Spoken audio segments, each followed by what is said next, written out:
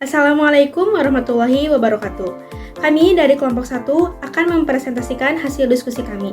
Namun sebelumnya, kami izin memperkenalkan diri terlebih dahulu.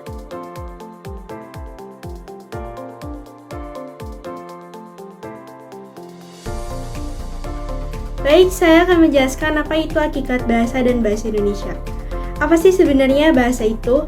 Bahasa adalah suatu teknik guna mengetahui pikiran dan perasaan insan, serta untuk mengaku isi dari benak dan perasaan tersebut. Bahasa bersifat produktif. Artinya, dengan sejumlah unsur yang terbatas dapat dibentuk ujaran-ujaran bahasa yang hampir tidak terbatas. Misalnya, kita coba dengan sebuah kalimat lihat. Dapat dibentuk beberapa kalimat seperti, lihat mobil itu, kamu melihat mobil itu, dia bisa melihat. Dari kejauhan kelihatan gunung. Itu kalimat contoh dari bahasa produktif. Bahasa juga bersifat dinamis, artinya bahasa tidak terlepas dari kemungkinan perubahan yang sewaktu-waktu dapat terjadi. Perubahan itu bisa terjadi pada tataran fonologis, morfologis, sintaksis, semantik, dan leksikon. Misalnya perubahan ini terlihat pada tataran leksikon. Contoh, ada kosakata baru muncul, namun ada juga kosakata lama yang tidak digunakan lagi. Sebagai contoh kata, kerja bakti, kerja paksa, kerja rodi, itu tidak dipakai lagi. Yang dipakai adalah gotong royong.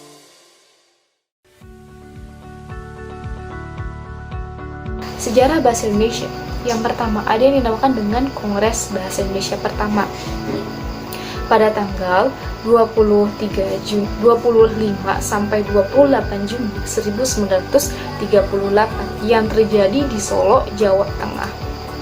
Yang isi secara singkatnya yaitu menghasilkan beberapa kesepakatan dan kesepemahaman, yaitu urgensi dari usaha pembinaan dan pengembangan bahasa Indonesia yang dilakukan secara sadar oleh para cendekiawan dan kebudayaan bahasa Indonesia pada saat itu.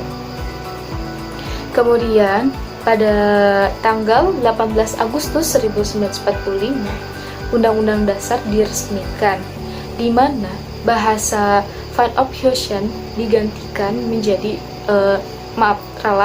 ejaan Van Ophuijsen digantikan menjadi ejaan Republik dan diresmikan pada tanggal 19 Maret 1947. Yang kedua itu ada yang dinamakan dengan Kongres Bahasa Indonesia yang kedua yang dilakukan pada 28 Oktober sampai 1 November dan terjadi di Sumatera Utara, Medan. Dan di Kongres kedua Bahasa Indonesia ini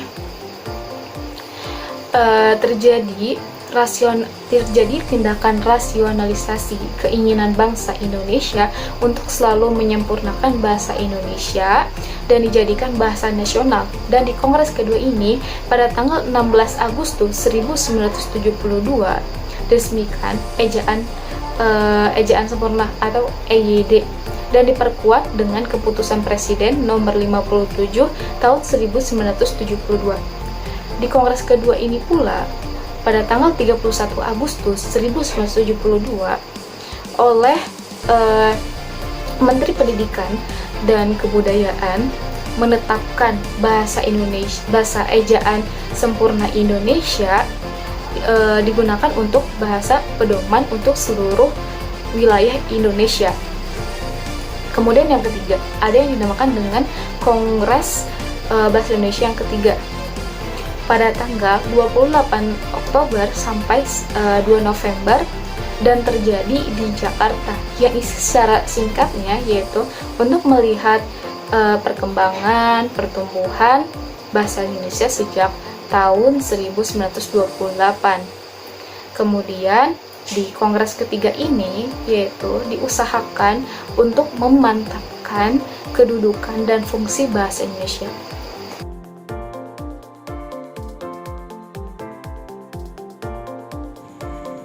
Kongres keempat diselenggarakan pada tanggal 21 sampai 26 November 1983 di Jakarta.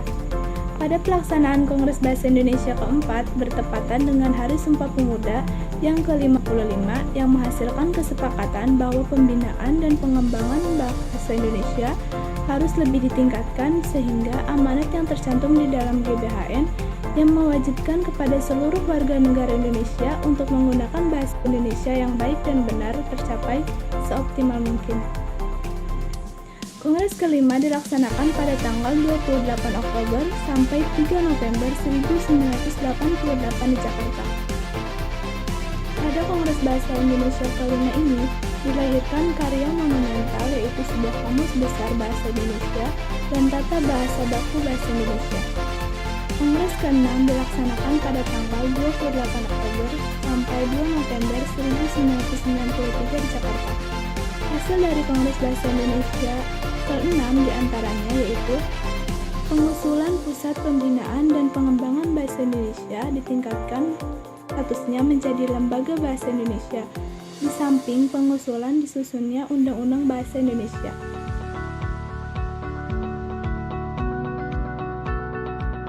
Kongres Bahasa Indonesia ke-7 dilaksanakan pada tanggal 28 sampai 30 Oktober tahun 1998 di Jakarta.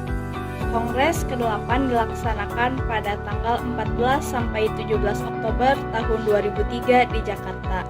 Lalu Kongres ke-9 dilaksanakan pada tanggal 28 Oktober sampai 1 November 2008 di Jakarta. Hasil dari Kongres Bahasa Indonesia ke-7 yaitu mengusulkan dibentuknya Badan Pertimbangan Bahasa Indonesia. Pada Kongres Bahasa Indonesia ke-7 menghasilkan kesepakatan pengusulan bulan Oktober dijadikan sebagai bulan bahasa.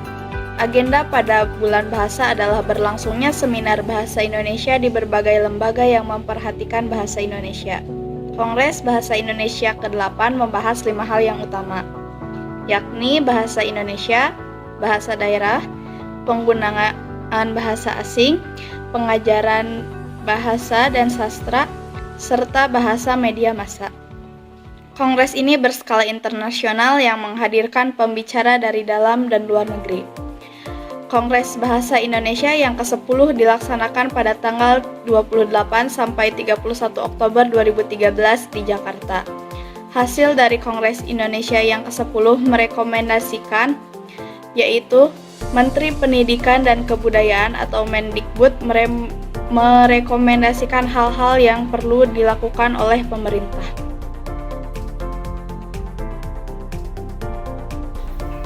Kedudukan dan fungsi bahasa Indonesia. Kedudukan bahasa Indonesia sebagai bahasa negara dikukuhkan sehari setelah kemerdekaan Republik Indonesia dikumandangkan, atau seiring dengan diberlakukannya Undang-Undang Dasar 1945. Bab 15 Pasal 36 dalam UUD 1945 menegaskan bahwa bahasa Indonesia atau bahasa negara ialah bahasa Indonesia. Sebagai bahasa negara, bahasa Indonesia berfungsi sebagai bahasa dalam penyelenggaraan administrasi negara, seperti bahasa dalam penyelenggaraan pendidikan dan sebagainya. Di dalam kedudukannya sebagai bahasa nasional, bahasa Indonesia berfungsi sebagai 1. Lambang kebanggaan. Kebangsaan lambang. Kebanggaan kebangsaan adalah bahasa Indonesia mencerminkan nilai-nilai sosial budaya yang mendasari rasa kebangsaan. Kedua, lambang identitas nasional. Garuda Pancasila merupakan contoh dari identitas nasional karena mampu melambangkan karakter bahasa Indonesia. Sesuatu dikatakan sebagai lambang berarti memiliki karakteristik atau makna yang erat dengan sesuatu yang dilambangkannya. 3. Alat penghubung antar warga negara, antar daerah, dan antar budaya. Dalam hal ini, bahasa Indonesia diketahui mempunyai 2 kedudukan, yaitu sebagai bahasa nasional dan bahasa negara. Dalam kedudukan sebagai bahasa nasional, fungsi bahasa Indonesia adalah sebagai lambang kebangsaan, kebanggaan identitas nasional. Alat penghubung antar warga negara, antar daerah, dan antar budaya, serta alat pemersatu suku, budaya, dan bahasa Nusantara. Dan yang keempat, alat pengembangan kebudayaan, ilmu pengetahuan, dan teknologi bahasa Indonesia. Juga digunakan sebagai alat pengembangan kebudayaan nasional, ilmu pengetahuan, dan teknologi. Bahasa Indonesia merupakan alat yang digunakan sebagai bahasa media massa untuk menunjang perkembangan ilmu pengetahuan dan teknologi. Bahasa Indonesia yang benar adalah bahasa yang menerapkan kaidah dan konsisten, sedangkan bahasa yang baik adalah bahasa yang mempunyai nilai rasa yang tepat dan sesuai dengan situasi pemakaiannya. Penggunaan bahasa Indonesia yang baik dan benar akan menghasilkan pemikiran yang baik dan benar pula. Kenyataannya bahwa bahasa Indonesia sebagai wujud identitas bangsa atau bahasa Indonesia menjadi sarana komunikasi di dalam masyarakat modern. Bahasa Indonesia bersikap terbuka sehingga mampu mengembangkan dan menjalankan fungsinya sebagai sarana komunikasi masyarakat modern.